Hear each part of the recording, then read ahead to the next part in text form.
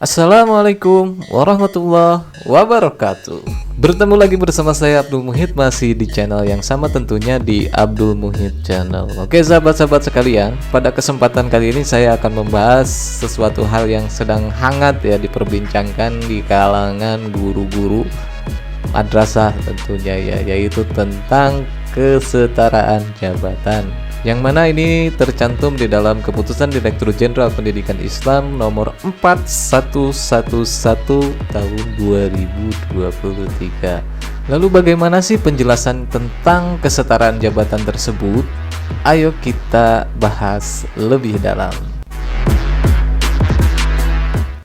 Nah, sahabat-sahabat sekalian, ini udah saya buka Keputusan Direktur Jenderal Pendidikan Islam nomor 411 tahun 2023. Kita baca judulnya terlebih dahulu.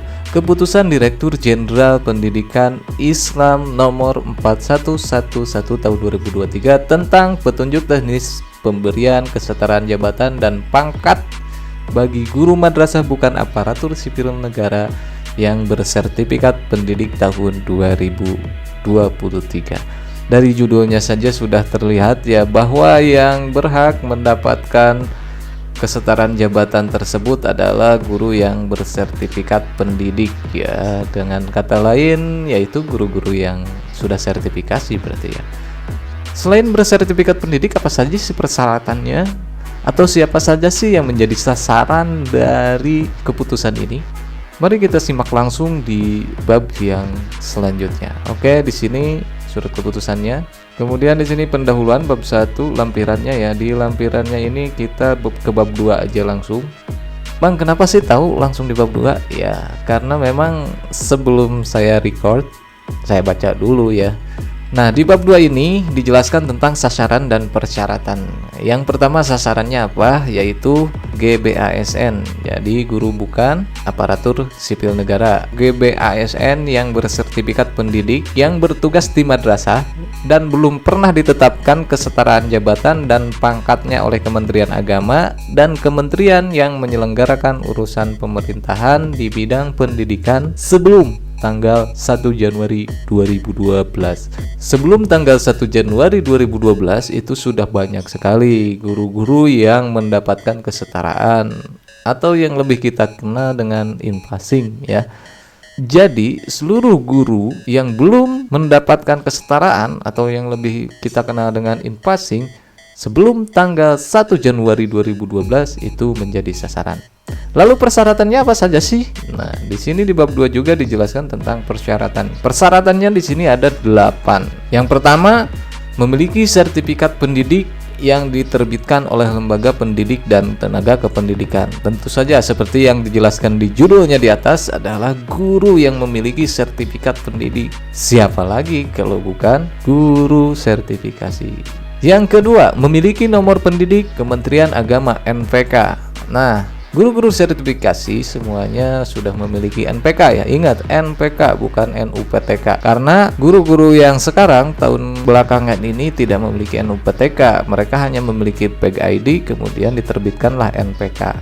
Jadi sepertinya NPK ini yang digunakan oleh Kementerian Agama bukan NUPTK. Nah, kalau NPK ini sendiri otomatis ya guru-guru yang sertifikasi sudah pasti punya NPK. Karena untuk mendapatkan sertifikat pendidik itu harus memiliki NPK. Lanjut ke yang ketiga, belum pernah ditetapkan kesetaraan jabatan dan pangkatnya oleh Kementerian Agama dan kementerian yang menyelenggarakan urusan pemerintah di bidang pendidikan sebelum tanggal 1 Januari 2012 seperti yang ada di sasaran tadi ya, sudah kita jelaskan. Kemudian yang keempat, memiliki NRG yang terbit paling lambat pada bulan Agustus tahun 2023. Nah, ini dia. Jadi kita itu harus mempunyai NRG paling lambat bulan Agustus 2023. Jadi guru-guru yang sudah mendapatkan sertifikasi sebelum tahun 2023 ini sudah berhak mendapatkan kesetaraan yang dimaksud ya. Nah, bagaimana kalau misalkan sekarang lagi PPG nih, NRG-nya belum terbit, bahkan UP juga belum. Ya, kita doakan saja ya bagi guru-guru yang sudah PPG dan kemudian sudah lulus NRG-nya supaya cepat muncul di bulan Agustus 2023. Kemudian yang kelima, usianya maksimal 55 tahun terhitung pada saat melakukan pengusulan pemberian kesetaraan. Jadi usia maksimalnya ada 55 tahun. Saat kita mendaftar atau mengusulkan kesetaraan, maka usia kita itu harus 55 tahun. Bagaimana kalau 56 tahun? Ya di sini catatannya 55 tahun.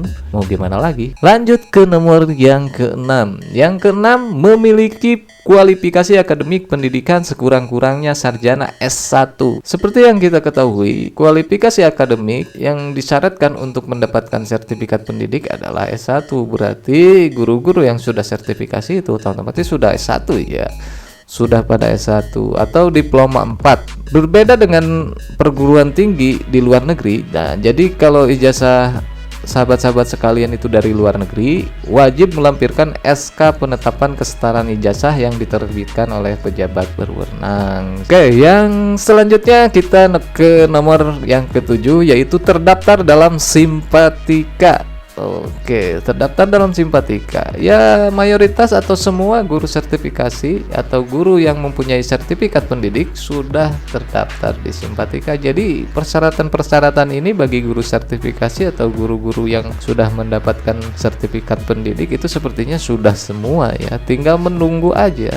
Yang kedelapan, melakukan pengusulan pemberian kesetaraan melalui Simpatika. Oh, jadi tidak menunggu ya.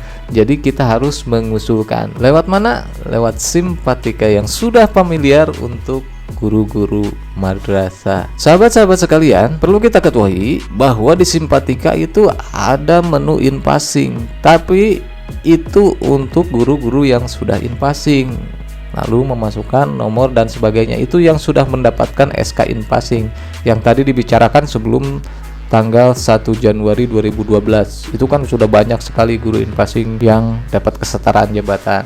Namun untuk yang baru mengusulkan pengusulan itu nanti akan dimunculkan menu baru untuk pengusulan pemberian kesetaraan ini. Jadi bukan yang menu in-passing yang sudah ada, tapi nanti admin Simpatika akan memunculkan menu yang baru untuk mengusulkan kesejahteraan yang kita bahas ini.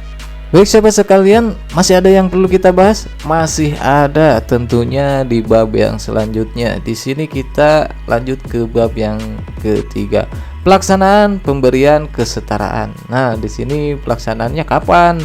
Oke, yang pertama ada ketentuan umum, yang kedua ada mekanismenya. Kita bahas dulu ketentuan umum. Yang pertama, pemberian kesetaraan dilakukan dengan mempertimbangkan satu, jenjang dan kualifikasi pendidikan. Yang kedua, masa kerja yang terhitung mulai ditetapkan guru aktif bertugas sebagai guru dan memenuhi kualifikasi pendidikan sekurang-kurangnya sarjana. Yang ketiga, sertifikat pendidik. Itu sudah jelas tadi ya disampaikan di atas. Kemudian mekanismenya seperti apa? Satu, guru menyiapkan berkas usulan pemberian kesetaraan. Jadi guru-guru silahkan untuk mempersiapkan berkas usulannya. Kemudian yang kedua, berkas usulan dimaksud pada angka 1 di atas terdiri atas A. Surat permohonan pemberian kesetaraan dari guru yang bersangkutan. Jadi surat permohonan. Kemudian 2. SK awal penetapan sebagai guru. Yang ketiga, ijazah silahkan dilampirkan. Yang sudah S3, S4 silahkan dilampirkan di situ ya. Oke. Yang terakhir, fakta integritas. Format-format tersebut, format usulan tentunya dan fakta integritas diunduh melalui Simpatika. Nah, kembali lagi kita harus sering cek Simpatika. Bahkan guru-guru pasti sering cek Simpatika. Setiap hari bahkan dicek oleh kepala sekolahnya atau operatornya. Bahkan tiap hari juga di absen. Jadi jangan sampai ketinggalan, selalu buka Simpatika. Poin yang ketiga, jadi semua persyaratan tersebut tadi itu dipindai atau di-scan kemudian diunggah, di-upload melalui Simpatika. Nah, kemudian di Simpatika itu kita harus melengkapi data berdasarkan informasi yang tercantum dalam berkas usulan. Nanti kita tunggu aja ya kemunculan menu di Simpatikanya. Kemudian di nomor 4 dijelaskan kantor Kementerian Agama, kantor wilayah Kementerian Agama Provinsi, dan Direktorat Guru dan Tenaga Kependidikan Madrasah melakukan verifikasi dan validasi. Nah, nanti setelah kita upload, berkas yang kita upload tentunya diverifikasi oleh kantor wilayah Kementerian Agama provinsinya masing-masing ya. Kemudian yang kelima, setelah berkasnya dinyatakan lulus dan diverifikasi kemudian divalidasi, kemudian dihitung. Nah, melakukan penghitungan menggunakan simpatika. Kemudian yang keenam, jadi setelah di poin 5 melakukan perhitungan, nah di poin 6 ini Direktorat Guru dan Tenaga Kependidikan Madrasah menetapkan angka kredit dan bantuan kesetaraan. Jadi di sini sudah dihitung kemudian di SK-kan. Kemudian yang nomor 7, lalu bagaimana yang tidak lulus? Nah, jadi ada yang tidak lulusnya juga. Yang tidak lulus verifikasi dan validasi, maka Direktorat Guru dan Tenaga Kependidikan Madrasah akan menyampaikan pemberitahuan kepada guru tersebut melalui simpatika disertai alasannya, dan berkas-berkas tersebut dapat diusulkan kembali sampai batas waktu yang ditetapkan. Selanjutnya ke poin 8, guru atau tenaga kependidikan madrasah berhak menolak usulan apabila tidak sesuai dengan ketentuan sebagaimana diatur dalam petunjuk teknis ini. Di poin ke-9 dijelaskan bahwa Direktorat Guru dan Tenaga Kependidikan Madrasah menyampaikan salinan SK penetapan angka kredit pemberian kesetaraan dan SK penetapan pemberian kesetaraan kepada guru yang bersangkutan melalui simpatika. Jadi sekali lagi silahkan cek simpatikanya. Cek jadwal pelaksanaan. Nah, ini dia. Kapan sih jadwal pelaksanaannya? Nah, waktu pelaksanaan pemberian kesetaraan sesuai dengan jadwal yang ditetapkan melalui surat edaran dari Direktorat Jenderal Pendidikan Islam. Nah, jadi nanti ada surat edarannya. Baik sahabat-sahabat sekalian, apakah sudah jelas sampai di sini? Ya, tentunya sudah jelas. Kalau misalkan belum jelas, ulangi lagi videonya dari awal.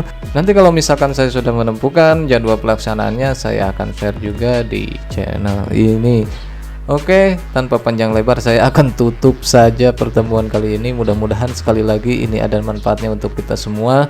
Kurang lebihnya saya mohon maaf. Assalamualaikum warahmatullahi wabarakatuh.